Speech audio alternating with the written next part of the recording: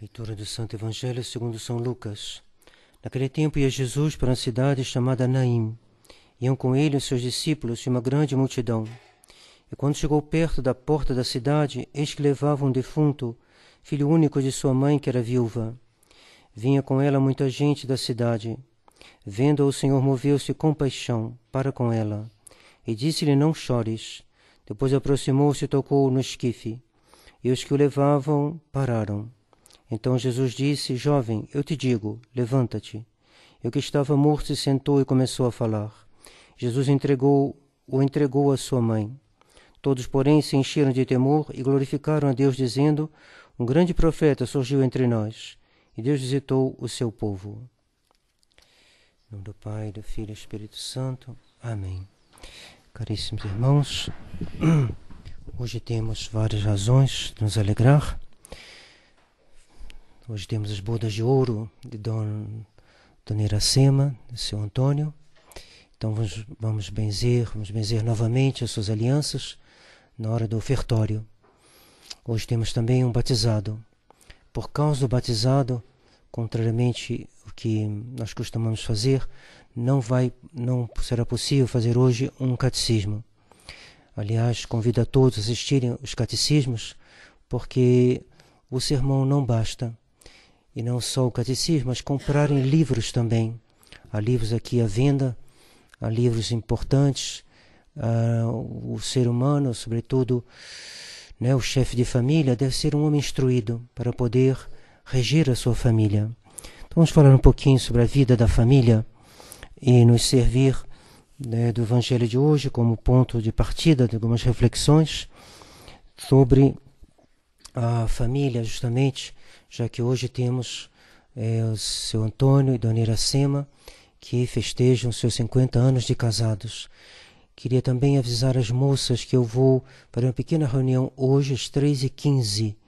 Queria convidar as moças para virem aqui ao mosteiro, Sala dos Hóspedes, para falarmos um pouquinho da modéstia com a qual convém receber o Rei do céu e da terra, Sua Majestade, Nosso Senhor Jesus Cristo, na Santa Comunhão. Algumas regras que a Igreja nos indicou e que é bom que as moças se conformem, e para falar de maneira mais amena, mais familiar, mais na simplicidade de uma pequena reunião entre nós. Então convido as moças a virem hoje às 3h15 para tratarmos desse assunto para o bem da nossa paróquia, o bem de suas almas, para que Nosso Senhor esteja contente com a senhora e com as senhoritas, e assim vocês tiram um proveito cada vez maior. Devemos progredir, que não progride, regride, de São Bernardo, e nós devemos sempre estar progredindo. Assim como esses foguetes que vão para o espaço, eles vão sempre subindo, nós temos que ir muito além do que eles vão, nós temos que ir até Deus. Deus é o nosso objetivo, esse Deus infinito, esse Deus unitrino, esse Deus que não tem limites, essa perfeição infinita de Deus, esse é o nosso objetivo. E para ir até Deus, nós devemos botar todo o nosso esforço, todas as chances do nosso lado, de tal maneira que os sacramentos realizem em nossas almas aquilo para o qual eles foram feitos, isto é, provocar em nós um aumento da graça. O menor aumento da graça divina, por menor que seja, é superior, tem mais valor do que todo o universo criado na sua natureza, a natureza dos anjos, a natureza dos homens, tudo isso junto, toda essa maravilha que Deus criou, é menos do que a menor parcela da graça sobrenatural que nós recebemos, que deve aumentar em nós todos os dias, e especialmente pela recepção devota e fervorosa e conveniente dos sacramentos. Entre os sacramentos, o maior de todos, evidentemente, é a Santíssima Eucaristia, que contém não só a graça, mas o autor da graça. Então hoje vemos uma mãe que chora o seu filho único. Eis aí a imagem mais viva, mais comovente, mais verdadeira do que é um coração de mãe. A devoção imaculada do coração de Maria está toda contida nessas palavras. Maria Santíssima é a Mãe de Deus e Mãe dos homens. Ela nos ama como filhos únicos, como Jesus, nosso Senhor, foi também o seu Filho único. As almas necessitam serem cuidadas, uma a uma. Elas custam muitas lágrimas e muito sangue.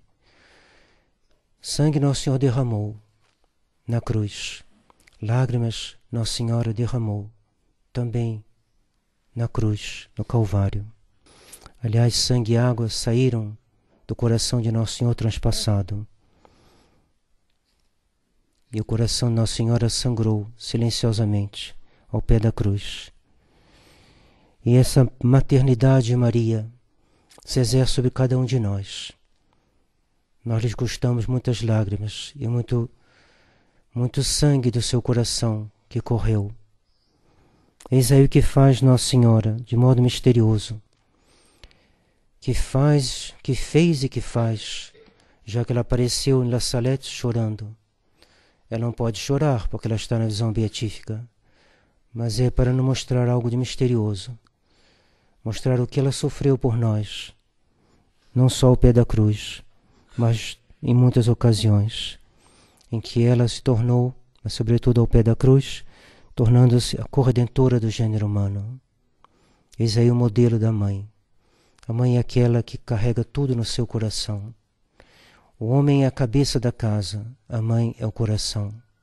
O homem governa, a mãe guarda. Guarda para consolar, guarda para proteger, guarda para receber as confidências. Os filhos têm mais facilidade de chegar na beira da mãe, como se diz no Espírito Santo. Chegou à minha beira. O filho chega mais facilmente à beira da mãe do que do pai, porque a mãe é o coração da casa. Nossa Senhora no céu não pode chorar, mas ela aparece chorando, para que possamos descobrir o seu coração de mãe. Dom Williamson passou pelo Brasil e falou de muitas coisas, inclusive do que é ser mãe. Hoje temos a alegria, então, de festejar essas bodas e vamos falar, então, do que é um pouquinho ser mãe. Vamos continuar nos estendendo sobre este assunto e vamos servir um pouquinho do que Dom Williamson nos disse. A sociedade moderna, a sociedade liberal, formatada pelos piores homens deste mundo, pelos precursores do anticristo, essa sociedade está fazendo o coração das mães um anticoração.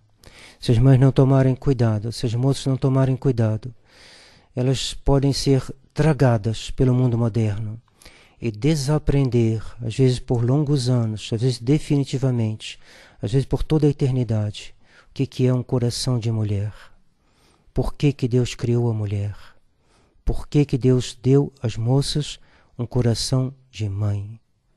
E se isso fica perdido, a sociedade fica arruinada, pois a sociedade é um conjunto, e se nesse conjunto as peças não estão no seu lugar, não há conjunto. A sociedade liberal é ante tudo que Deus criou, porque a sociedade liberal é a revolta contra Deus.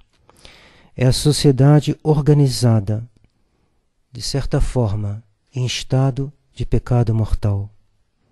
Felizmente há ainda algum bom senso em muitas pessoas, mas esse bom senso vai cedendo aos poucos, diante da pressão dos meios de comunicação, pressão da televisão, do cinema, das peças de teatro, da literatura, das modas, da universidade. Campanha contra a ordem natural instituída por Deus. E entre os pontos-chave desta ordem estabelecida por Deus está o papel da mulher e o do homem também. É necessário falar dos dois. O homem tem suas obrigações que hoje em dia eles não cumprem. Vamos falar dos dois então. Vou começar com um pequeno conto inglês. Me desculpem o humor e a maneira com que Monsenhor Williamson me contou essa história.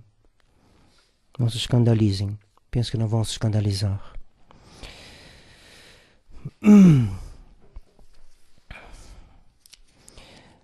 Adão pediu a Deus uma companheira. E Deus disse, cuidado. Adão respondeu, estou sozinho demais. Deus respondeu, cuidado. Eu estou por demais só, respondeu Adão. Está bem, mas depois não se queixe. Então Deus criou Eva. É um conto. Não conto que Deus tenha criado Eva, não, mas que tenha criado dessa maneira. Certo tempo depois, Adão veio ver a Deus e disse-lhe: está muito difícil. Não lhe avisei, disse-lhe Deus. Adão então perguntou: mas Senhor, por que o Senhor fez ela tão bela? E Deus respondeu: para que você a amasse. Mas Senhor, por que o Senhor a fez tão tonta? Desculpe, senhoritas, senhoras. Para que ela te amasse, respondeu Deus. Deixando de lado o humor inglês, vejamos o que há de doutrina aqui, pois é necessário compreender o que se passa na sociedade moderna e o que Deus quis, criando uma diferença entre o homem e a mulher. A mulher procura um homem que ela possa respeitar, porque o homem tem mais firmeza do que a mulher, devia ter ao menos. E o homem não cumpre o seu papel quando ele é um homem sem convicção, sem firmeza. Um homem que prefere ficar estatelado diante de uma televisão, passivo, sem capacidade de explicar à sua esposa a razão das coisas, a razão daquilo que é necessário para governar uma família. A mulher então procura um homem que ela possa respeitar, admirar, porque o homem é o chefe, e o chefe deve ser respeitado. A mulher, quando ela é verdadeiramente mulher, ela quer obedecer. Uma moça me escreveu: eu gosto de obedecer, eu me sinto mais mulher. De fato, Deus botou uma ordem nas coisas, e a obediência faz parte da organização da família. E a família tem um chefe. Esse chefe deve ser apto, deve estar à altura das suas responsabilidades. O rapaz deve se preparar para a vida, adquirindo uma profissão, adquirindo convicções, senão ele não poderá proteger a sua esposa, não poderá auxiliá-la, não poderá governar a casa. Ela quer obedecer, ela quer encontrar alguém que ela possa admirar e obedecer. Quem é o chefe da igreja? Uma mulher? Não. Por quê?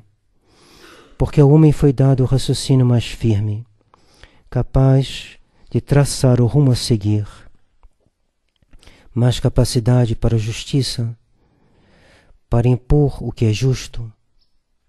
O homem, quando é homem, não é sentimental.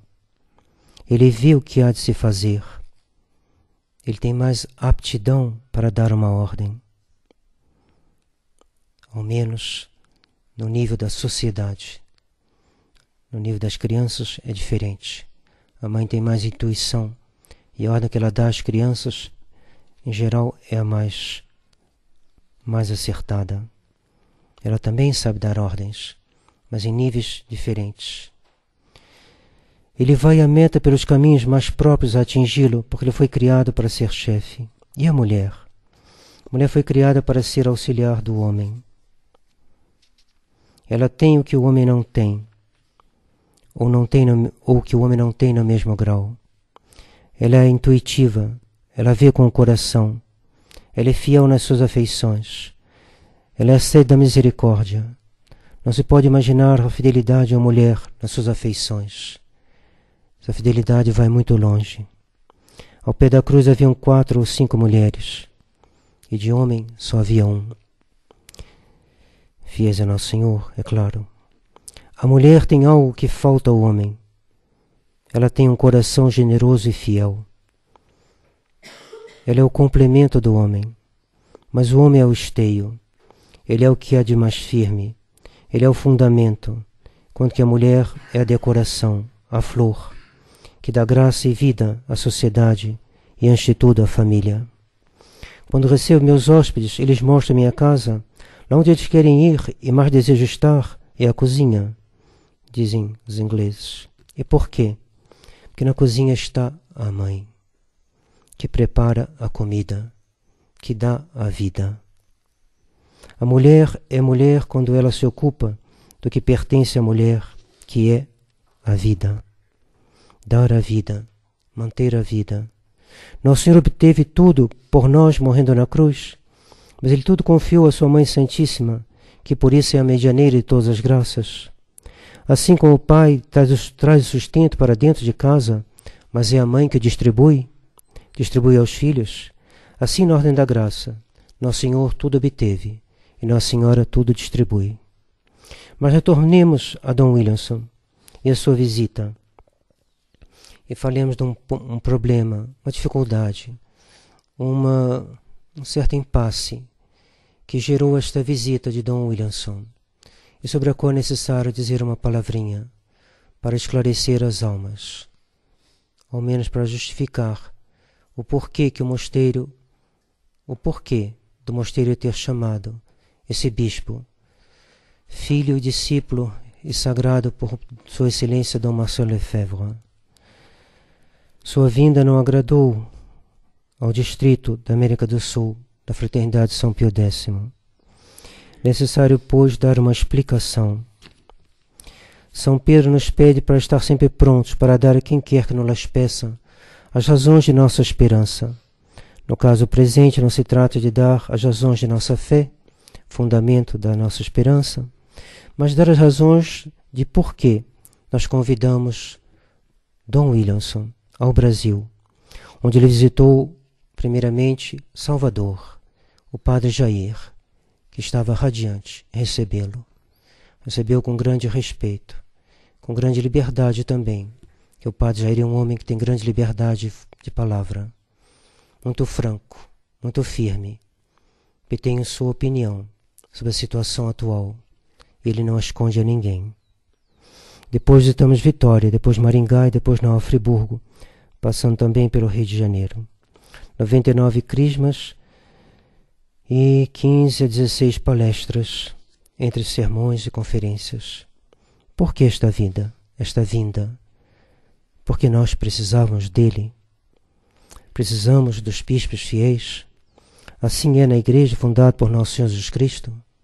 Os bispos são a igreja docente, isso é, que ensina, e nós, mesmo os padres, somos a igreja discente, a igreja que aprende. Nós precisamos de Dom Williamson, precisamos dos filhos de Monsieur Lefebvre, daqueles que ele escolheu. Mas dirão alguns, por que não pediram primeiro permissão a Dom Felé e ao padre Bouchacourt? Primeiro, porque quem deve pedir permissão não somos nós. Nós pedimos bispos, nós pedimos doutrina, nós pedimos sacramentos, nós pedimos socorro. Se alguém nos disser, eu vou, eu te socorro, eu te ajudo, nós respondemos, obrigado, muito obrigado. Mas continuarão os outros. Porque Dom Williamson não pediu permissão?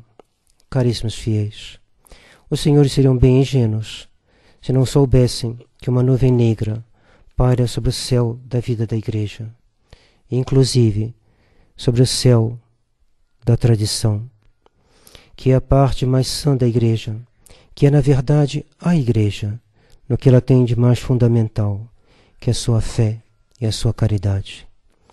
Mas o que está se passando, perguntarão talvez alguns que estão alheios aos acontecimentos. Não vou dizer que vivem nas nuvens, mas digamos, podem estar alheios ao que está se passando nesse momento na tradição, desde já alguns meses, para não dizer alguns anos. O que está acontecendo? O que está acontecendo é um drama terrível. Um confronto entre duas linhas de pensamento e de ação dentro da própria tradição. De um lado temos aqueles que querem a legalidade, mesmo com o Papa atual, que permanece profundamente modernista. De outro lado temos aqueles que querem a legalidade, sim, mas com um Papa católico, com um Papa que não seja nem modernista, nem liberal. Esse Papa, por enquanto, não é Bento XVI. E por isso, esses outros não querem a legalidade, por enquanto. Não que eles não queiram a legalidade em si, muito pelo contrário. Se a mulher, aquela moça que me escreveu dizendo, eu gosto de obedecer, me sinto mais mulher, Nós podemos dizer, nós gostamos de obedecer, nos sentimos mais católicos. Católico é feito para obedecer. Obedecer a Deus e aos seus representantes. Mas os seus representantes tomam uma postura que vai contra nosso Senhor Jesus Cristo. Então nós dizemos não. Porque nós queremos pertencer a Jesus Cristo e nada mais. Dos dois lados há um desejo de estar com o nosso Senhor e obedecer às suas leis. Ao menos esperamos. Gostaríamos de poder mesmo afirmá-lo. Mas de um lado há uma ilusão. Uma ilusão. A ilusão é terrível, uma ilusão. A fundadora das Beneditinas, da nossa congregação, pedia 3 graças para o seu diretor espiritual. Rezar a missa como um santo, fazer grandes progressos na vida espiritual e estar ao abrigo, era a terceira, ao abrigo da ilusão. A ilusão pode fazer perder tudo. Há pouco tempo, um comandante de navio, Schettino, foi com seu navio se aproximando do litoral da Espanha e na ilusão de que não ia acontecer nada, devido aos aparelhos, não sei lá o que ele pensou. E o navio bateu e morreram 30 pessoas. Um avião da Air France, com os pilotos que confiam muito nas máquinas dos aviões, há 2 anos atrás, no meio de uma tempestade, o comandante estava descansando e o copiloto estava ali. Eles confiaram demais. Provavelmente a Air France já deve ter mudado seu sistema. Então, pilotos que só sabem mexer com os aparelhos. Deu um pequeno defeito no aparelho. Ele, em vez de tomar uma boa decisão, tomou a decisão de subir para sair da tempestade. Mas subiu além do que convinha. E o avião estolou. Chama uma coisa que acontece na aviação, que ele perde o movimento e começa a cair. Durante 3 minutos e meio, ele foi caindo, até cair no mar, e morreram todos, sobrou nenhum. Quando chamaram o comandante, ele veio, ele viu que o outro tinha feito uma manobra errada, iludido. Pensando que estava fazendo bem, estava fazendo mal. Queria morrer, queria matar os outros? Não. Simplesmente foi incompetente. Foi ilusionado por uma incompetência. Competência e ilusão acabam dando no mesmo. De um lado temos uma ilusão e de outro o realismo. Ver as coisas como elas são. Por que nós gostamos de Monsieur Williamson? Porque ele é um homem objetivo, como Monsieur Lefebvre. Um homem é um homem, uma mulher é uma mulher.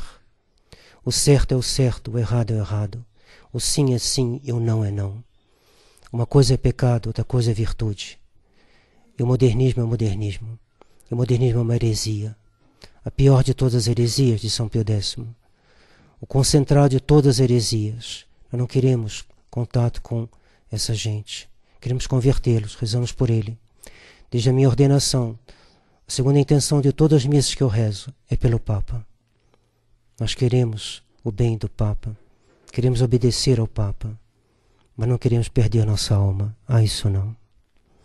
De um lado, então, há uma falta de integridade na fé. Ao menos na lucidez da fé. E de outro, há uma fé mais lúcida. Mas conforme aquilo que Monsieur Lefebvre nos aconselhou. Ele que foi o homem lúcido por excelência. Esse homem que teve que enfrentar uma dificuldade jamais vista na história da igreja, de ter que se opor a todos os bispos do mundo, a todos os cardeais do mundo e ao Papa. E ele se opôs. Ele não estava no início, ele estava só, completamente só. Dom Antônio Castelmayer deu seu apoio alguns anos depois, mas em 1976 ele estava absolutamente só. E ele se manteve firme. Por quê? Porque a fé dá à alma a capacidade de ver as coisas com a própria visão de Deus. Isto é, ver as coisas tal como elas são. Uma participação da ciência de Nosso Senhor Jesus Cristo.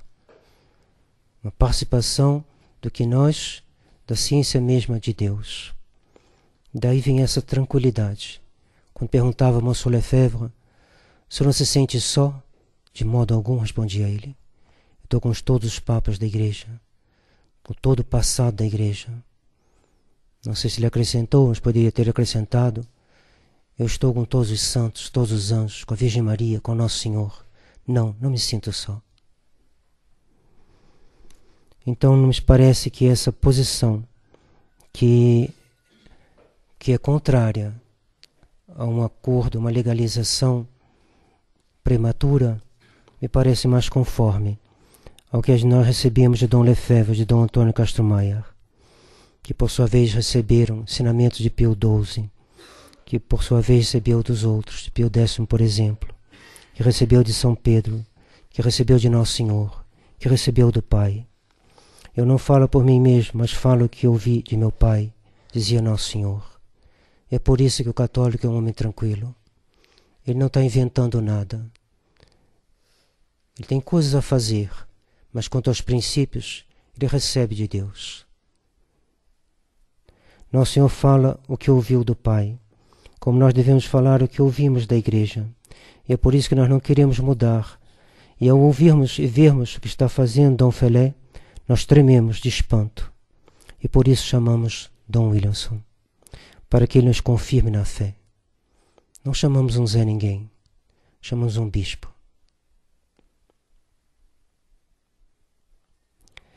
Creio que ficou claro. Nós chamamos Dom Williamson porque queremos permanecer católicos, tal como aprendemos da boca de Dom Lefebvre e da boca de Dom Antônio Castro Maier, da boca também de um Gustavo Corsão, da boca também da minha mãe, da boca também de meus padrinhos, Dr. Ariosto e Dona Ada, que fui visitar anteontem no hospital e que responderam por mim as perguntas do padre no dia do meu batismo. Que pede a Igreja de Deus? A fé. Que te alcança a fé, a vida eterna. Foi por isso que nós chamamos Dom Williamson. Para guardar a fé e obter a vida eterna. Quem tem ouvidos para ouvir, ouça, diz o Evangelho. Que a Virgem Maria, que chora sobre o estado da Igreja em nossos dias, venha ao nosso socorro nesta hora de aflição. Vou acrescentar umas palavrinhas. O Senhor insistiu muito sobre a oração do Rosário. Falou, em 1917, Nossa Senhora pediu aos crianças de Fátima que rezassem o terço. A situação hoje é pior do que 17. E ele falou, olha, vocês deveriam rezar, todos, os fiéis. Os religiosos estão também, fazendo também. É o que as irmãs já fazem pelo regulamento dos estatutos delas. Rezam o rosário inteiro, todos os dias. Tenham essa coragem, não é tão difícil assim. Diminua a televisão, diminua os passatempos inúteis, diminua as conversas que não servem, que não trazem um grande enriquecimento para a alma. Procurem rezar mais. Deus dá sua graça aos humildes, resiste aos soberbos. Não há nada mais humilde do que botar os seus 2 joelhos no chão e rogar nossa mãe, essa mãe que chora e que fica tão consolada quando seu filho se volta para ela. Por quê? Porque Nosso Senhor, quando viu aquela mãe, ele ficou movido de compaixão e diante dos lábios daquela mãe, ressuscitou o seu filho. Ele ressuscitará também muitas almas, se essas almas se botarem de joelhos e rezarem não só por elas, mas pelas outras almas. Nossa Senhora disse a Lúcia, há muitas almas que caem no inferno, porque não há ninguém que reze por elas. Se os outros não rezam nem o terço, nem mesmo a Ave Maria, redobremos então as orações. Em vez do terço, rezemos o rosário. Pensemos nos outros. Pensemos que nós temos também almas. Somos encarregados também dos outros. O homem é um ser que vive, feito para viver em sociedade. E a igreja é uma sociedade. E o que une essa sociedade é a fé e a caridade. Então sejamos caridosos. Rezemos pelos pecadores. Rezemos pelas almas. E assim nós teremos alegria no dia da nossa morte, de ver chegar até nós os anjos, os santos, para nos conduzir ao paraíso, e talvez veremos ali alguma alma que virá nos dizer: eu estou aqui no paraíso, por sua causa, graças às suas orações, graças ao seu rosário. Muito obrigado. Em nome do Pai, do Filho e do Espírito Santo. Amém.